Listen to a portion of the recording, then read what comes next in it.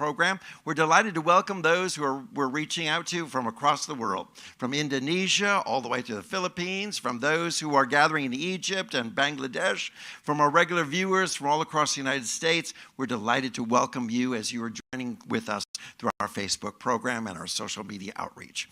It's a delight to have each and every one here. Well, there was a woman and she had 2 wonderful children, and she was boarding a plane to go on a trip. Oh, you can imagine what it's like to travel with children and, all the hassles and getting the children situated in the seats and taking off. And the mother simply said to the young man, "Now, we're going to go to the restroom, and I'm going to take some restroom, and I'm going to get you in this restroom over here, and when you're finished, just go back to the seat." Well, they had taken off, and they were enjoying this wonderful flight. They got up to go to the restroom, and the mother took the little boy, and she went and put him in the restroom, closed the door, and she whispered, "Oh, don't forget, I'll be back, and go to the seat when you're finished." And she stepped into the other restroom on the plane and with little Susie. Well, the boy finished early, and he went back to the seat, and a young man stepped in to the restroom. Well, when mother came out with Susie, she looked at the door, and the door was still closed, and she thought, "Oh, I'll tap on the door. Hey, don't forget to zip up your zipper." And she went back to the seat. The man came out and go, "Wow, this airline thinks of everything, don't they? I love that service." Well, let me tell you this. I'm so appreciative of my partner, Greg, who thinks of everything and has just done a fantastic job of inviting you all to come out for this occasion. And I hope you're all planning to stay for lunch. He's got everything under control. And if you need to, he'll remind you to zip up your zipper. But, hey, whatever it is, we're just a full-service place here, okay? Well, today is a very special occasion in that we are honoring New Thought Sunday. Around the world, there are congregations gathering today in celebration of the understanding of a journey of new thought. New thought, you may say, well, what is that? Is it something new? It's not new at all. It's ancient wisdom. It is just the understanding of a collective of all the ancient truths that have been brought to us down through the years that so many people have sort of forgotten, but it's a collective in new thought, encouraging you to have a new thought, a new way of thinking, a higher thought. This theme for the month of March is unlimited focus. For in 2023, we are proclaiming we are set free to being unlimited. That's right. That's what we're talking about here at City of Light this entire year. And for the month of March, we're talking about unlimited focus. How powerful it is for our lives to have a life that is lived with an unlimited laser beam, shall we say, focus of faith that says, and so it is. This is my truth. This is what I hold dear to my heart. This is how I live my life. It's that wonderful power within us that enables us to be the success that we're called to be. Now, I was going through some challenges in my life, and I had a dear friend come to me and say, "What are you thinking right now? I know you're going through some really tough times. You must really have some thoughts of, fear, stress, worry. How do you..." We've all been there where we felt like, all of our friends are saying, "Wow, it must be so tough for you. It must be so really difficult. It must be really hard. You must really be stressed. How do you sleep at night?" We have some of those people who are, so we say, the naysayers, or those who want to bring forth the negative thought constantly. How do you do it? Well, I said, I'm thinking a higher thought. My new thought about every situation, every circumstance I'm going through is a thought that says, even though the circumstance look like this, success is mine. All things are working together for good. I know this truth. I begin to think new thoughts about the journey and the experience I'm going through. And that's the spiritual teaching of Jesus. That's the ancient truth that's been resounded in so many pathways, a variety of religions that have been bringing forth a truth that says, as you think, so you are. I constantly remind people, if you think you're fat, you are fat, because I can't help you. There's a lot of people who just begin, no matter what their weight may be, no matter how much they've dieted, they begin to think they're fat, right? We've seen that, and we see people struggling with those issues. But it's what you think you are that you are. And when you begin to think you're a success, when you begin to think you're a child of God, when you begin to think you're blessed, when you begin to think that all good things are coming your way, they are, because that's that wonderful power of attraction within the journey of our lives. This is the ancient truth. Nothing new about this. Is the ancient truth that's been talked about since the beginning of time. As we understand a higher thinking, a higher thought is the passageway for our life. Now, in the United States, the movement of New Thought sort of got some impetus, a newfound energy and awakening to it in the early 1800s. It was Phineas Quimby who began to discover through the science, get it, science and spirituality coming together. Kind of strange, but oh, they are. And how beautiful that is. He began to look into the studies of hypnotism.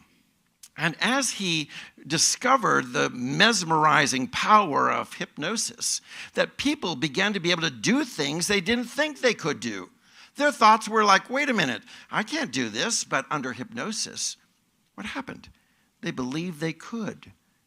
And suddenly they began to do amazing and unique things under that hypnotic state that had changed their thinking. He began to say, well, wow, I understand that this might be a healing process for some people if they began to think that they were well, if they began to think and believe that they were healthy or whole or complete. The mind began to be cured, you might say, in a direction of new thinking, new thought. I don't know if you've ever been with a group of people who've been hypnotized. I have. Quite hilarious, quite funny to see people who are under hypnosis. And we had a group of ministers at a gathering, and under hypnosis, they were invited to do some cha-cha and all kinds of dancing moves that they were like, some of these people were not that limber or not that creative in movements, but they were getting up there and dancing galore. And once they woke up, they were like, what happened? What happened? Well, we had a video to show them, and they all were dying laughing because they believed they could do something. They believed that they were uninhibited enough to actually get up and dance. Amazing what the power of mind can do for us. This is nothing new. Jesus said, as you believe, so shall you receive. If you believe it, it is so within our hearts and our lives. So this movement began in the early 1800s, where there were people who began to understand, wow, if I could only believe, all things are possible, what might happen and transpire in the journey of my life? If I engage the power of believing, it would simply require a new way of thinking, a new thought. I've had all these people say, wait a minute, I don't know how to describe what you're preaching. I don't know how to describe what you're teaching. I love it. I don't know how to say it to someone. And I said, it's simply as this. You believe in living from a higher thought. You believe in living from a higher level of perspective. You believe in living in the realms of success and prosperity in your life. It's not a Pollyanna teaching. It's simply a truth in our life that we know that what we're believing, it is true for us within our hearts and our lives. As a man thinks, so he is, it says in the book of Proverbs, an ancient truth that's been resounded for thousands of years. Whatever you ask for in prayer, believe that you received it and will be yours, is from the New Testament, from Mark chapter 11, 24. Ancient scriptures speaking to us a new thought, not new, simply ancient truth. For if the power of thought is so great, if the power of our thinking, of our consciousness is so powerful, wouldn't we want to pay more attention to it? Wouldn't we want to? Wouldn't we want to be guarding it, guarding our thoughts? And what are you thinking? Are you thinking stress and worry? Are you thinking fear? Are you thinking the worst case scenarios? Or are you thinking the best case scenarios? Are you thinking and guarding those thoughts that shape and mold your life and your everyday experience? Are you using your thought wisely? Wow, wouldn't we want to put our thoughts under check? Should we check those thoughts to see if we are manifesting the things that we truly want in our life, or things that we don't want based on our thought life? There's the very familiar story in the book of Daniel, the story of Daniel himself. Daniel, who was preferred amongst all the others, it speaks of in the selection process of who would be the princes in Egypt. Daniel be chosen because there was a sweet, special spirit, you might say, about him. Something that had years. And how did that come, or where did that come from? Oh, you see, Daniel had a wonderful habit. Every morning he went to prayer. Every noon he went to prayer. Every evening he went to prayer. The scripture describes it as he's opened up the windows to heaven. He's opening up his life, and we sang that this morning as we began our service. I'm opening up to the good. Exactly what it's all about. Daniel had this wonderful spiritual practice of every day opening up to the good, opening his life to the good, opening his heart consciousness to the good. And so we find that in the story something amazing unfolds, but it doesn't necessarily fold in that context. For what we know about Daniel in the story is the impact, it happened in the den, the lion's den. We know of Daniel in the lion's den, right? That's the big story that people talk about all the time. Daniel being chosen and preferred amongst others, and the others were so jealous of Daniel. They thought, what can we do to get Daniel? How can we remove Daniel? How can we get him to be removed from the king's favor? And how about we just go to the king and say, oh, king, let me appeal to your ego. And let's just say for the next 30 days, nobody prays to any other God but you, O king. King says, I like that. Yeah, I'm that in a bag of chips. Yeah, let's do that. And signs his decree. And when they find Daniel in this habit, this spiritual practice, this ongoing tradition of his life that he's praying, they capture him and accuse him. And according to the law of the Medes and the Persians, there's nothing that the king could do. Daniel, the good friend of the king, was now destined to go to the lion's den, to be thrown to the hungry mouths of those lions in this cave or this place, this being lowered down into this housing of the ferocious beasts, ready to devour anything as their hunger was so great. What happened is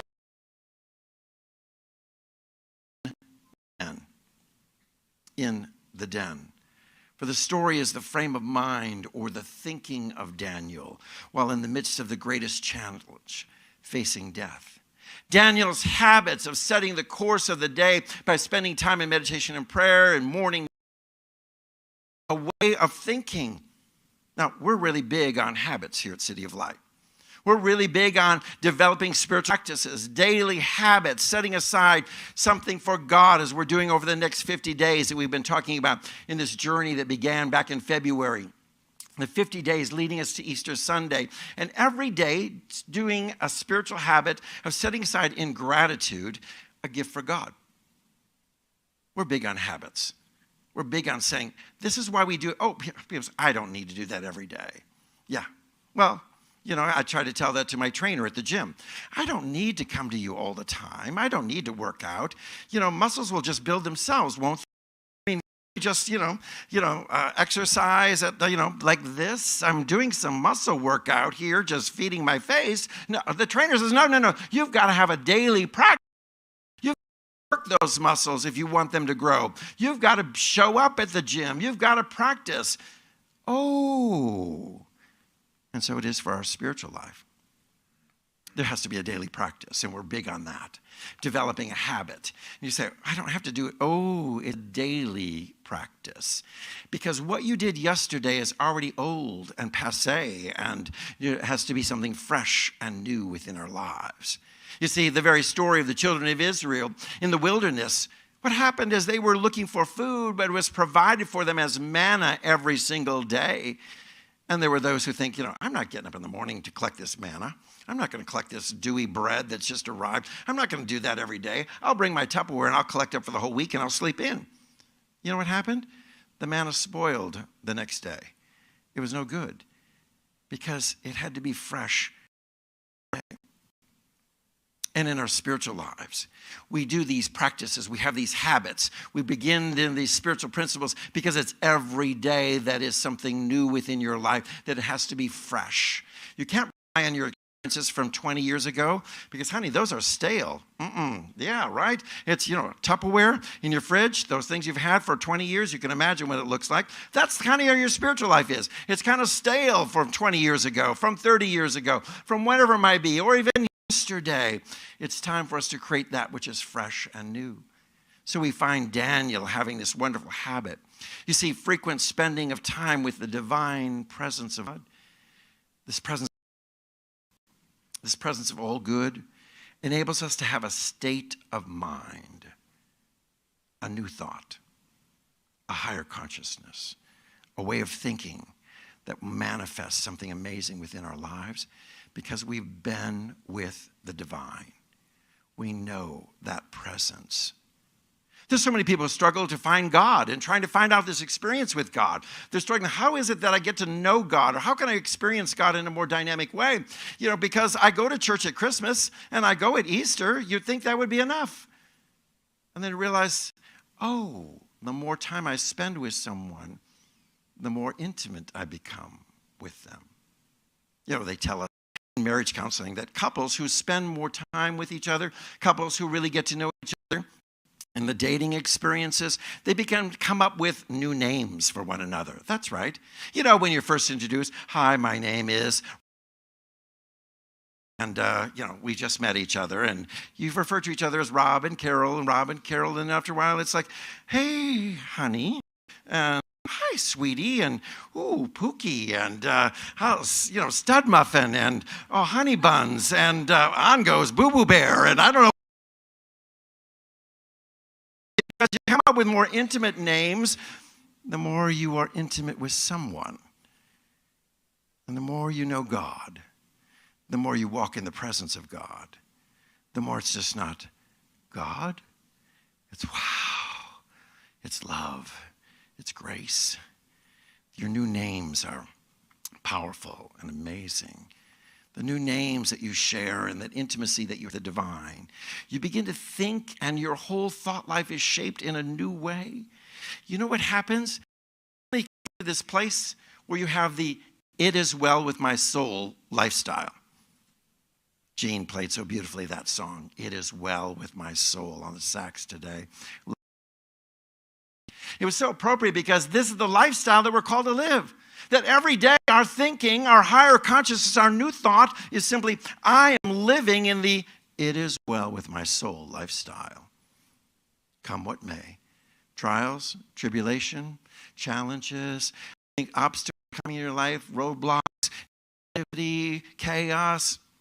Hey, I'm living the "it is well with my life, it is well with my soul" lifestyle. That's how I'm living my everyday journey. That's how we're called. In fact, those who were very jealous of Daniel wanted to plot to get against him. And they wanted to do everything they could to make sure that Daniel's life was destroyed. But what happens is that Daniel goes into the lion's den and the lion's mouths are shut. Strange. Why? Now they know that with us. That they would respond to that fear as a predator and see and sense and know that Daniel may have been terrified in the lion's den, but instead what happens is Daniel walks in with the "it is well with my soul" style. That's right. I got this. I'm at perfect peace.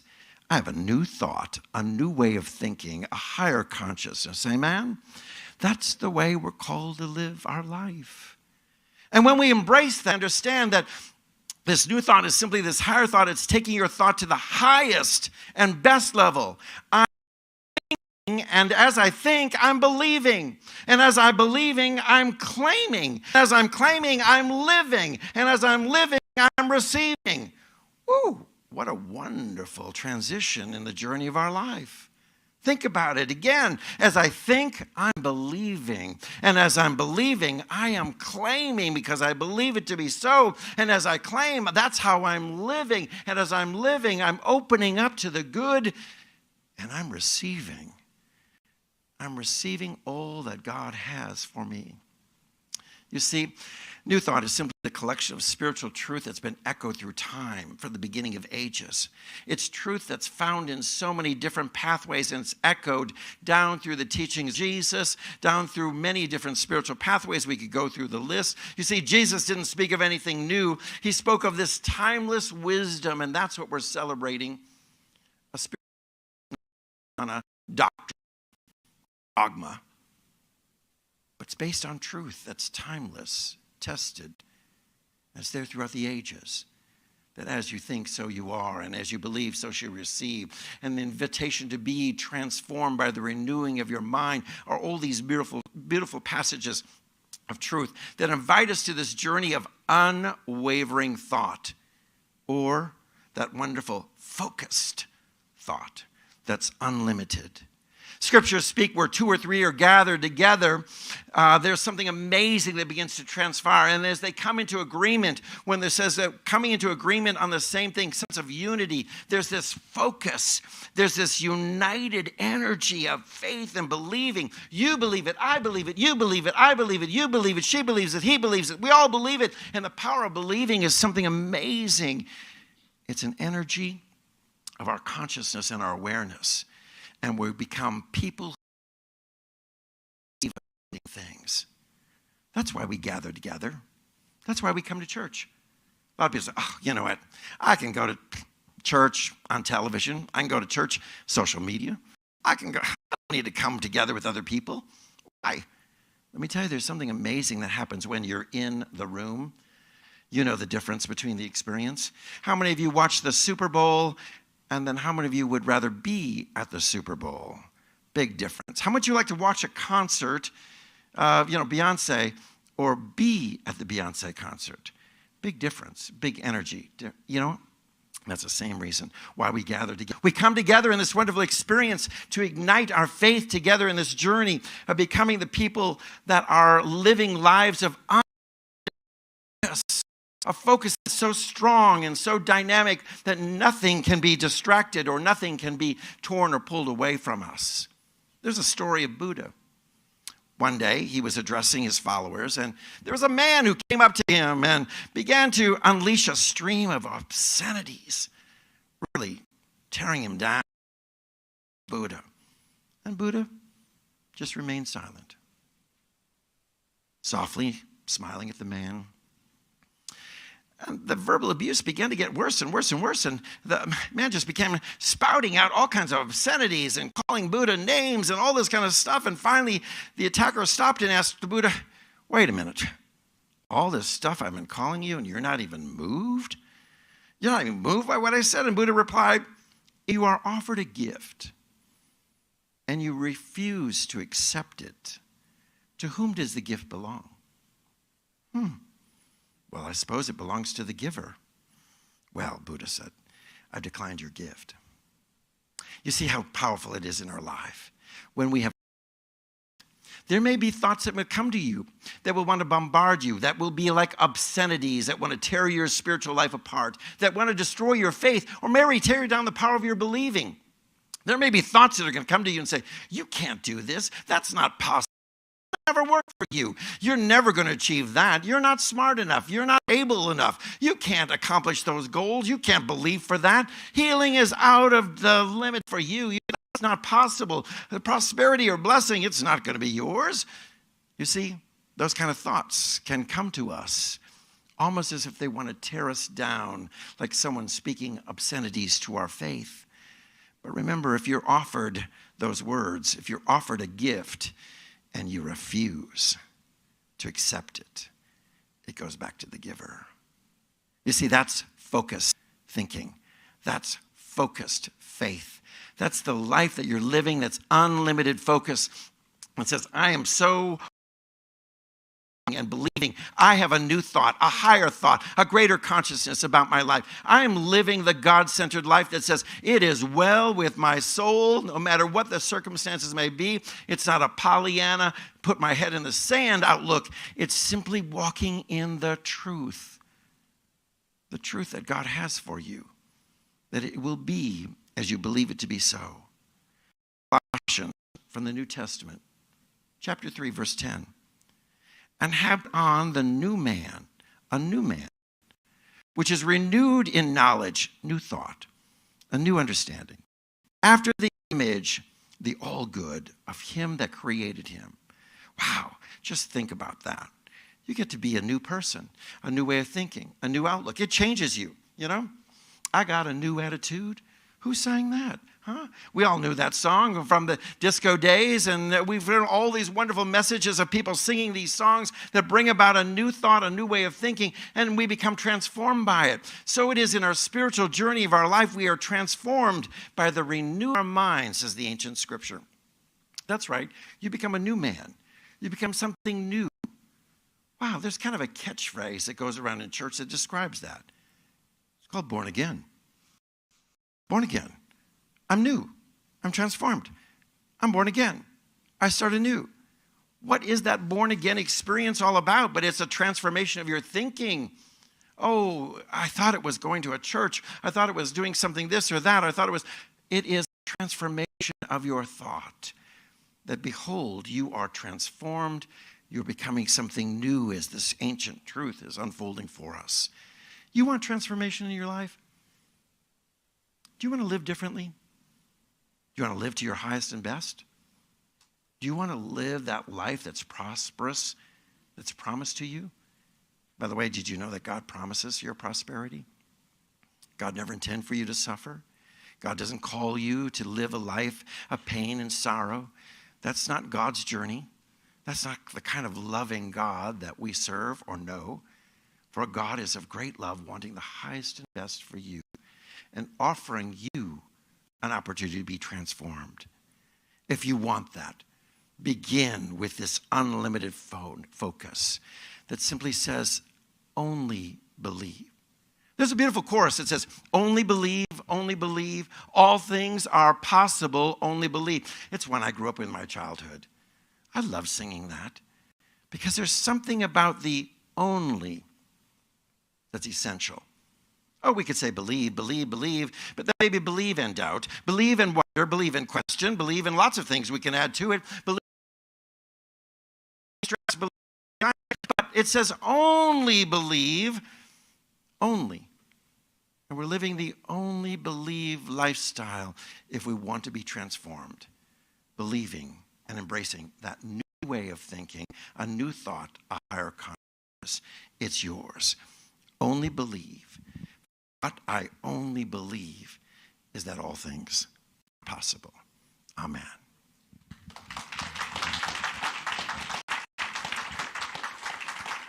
This is the journey of our life as we celebrate this wonderful consciousness and awareness. It is that spiritual life that causes us to be the people of God we're called to be. Success, prosperous, healthy, whole, well, and abundant. We have the opportunity now to share in belief and that understanding as we can give in a belief in a God of abundance. Would you share these words with me that you find on the screen? It's an affirmation of our celebration. Let's say it together. City of Light is a thriving community that is experiencing the abundance of God. We are growing and flourishing because we believe and practice the teaching of spiritual truth. As we give and receive, we join now in the divine flow. We know that all we share with life returns to us multiplied abundantly, and so it is. We invite you to give generously as you can for the support of this work here at City of Light. Thank you so much. Listen to this chorus, only believe.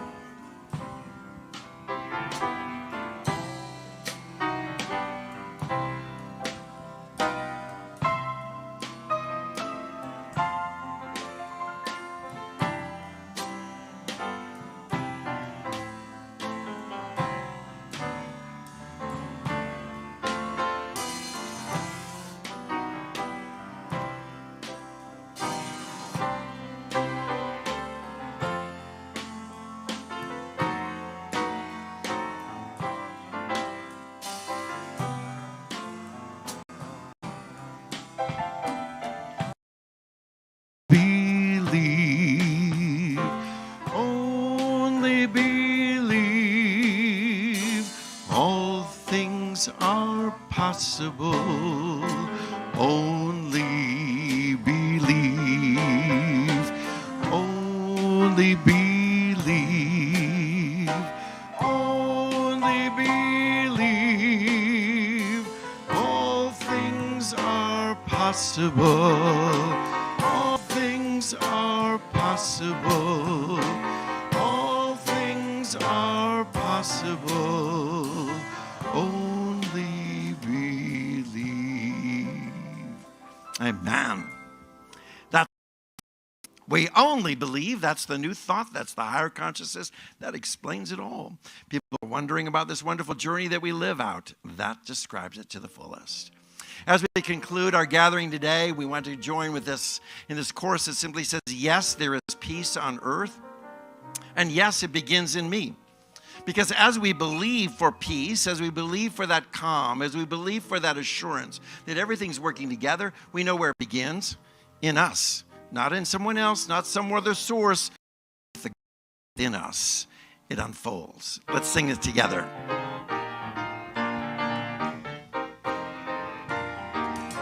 Yes, there is peace on earth, and yes, it begins in me. Yes, there is peace on earth, the peace that was meant to be. With God as my center, united all are we. Let us walk with each other in perfect harmony. Yes, peace begins with me. Yes, this is the moment now. With every step I take, yes, this is my solemn vow. To take each moment and live each moment in peace eternally. Yes, there is peace on earth, and yes, it begins in me. Would you pray with me? Let's pray together. This we know with a confidence in our heart and our lives that the peace of God is ours at every moment, every day. We rest in that consciousness and that knowing that as we think, so it is. As we believe, so shall we see. And we claim now perfect peace for each and every one. Troubled hearts, questioning minds, searching spirits, souls that are wandering, are finding that peace of God in this moment. As we understand, it begins in us, nowhere else. Coming from someone, but beginning within our hearts and our lives, that we welcome this wonderful truth. Peace is ours. Peace is mine. And as we claim that perfect peace, we are centered in it in this moment, in this sense of oneness. We proclaim the good and blessing, the prosperity, the health and wholeness for each and every one. And for those who are joining us through our Facebook program today, reaching out across the world, peace is theirs no matter where they may be, as they understand it unfolding deep within their hearts, open and receiving the good as we've sung. And so we release this now with gratitude, saying peace is mine, peace is here, peace is in me, peace is through me, peace is all around me, peace is working for me. As we release this with gratitude, as together we say, and so it is. So take each moment and live each moment in peace eternally. Yes, there is peace on earth, and yes, it begins in me.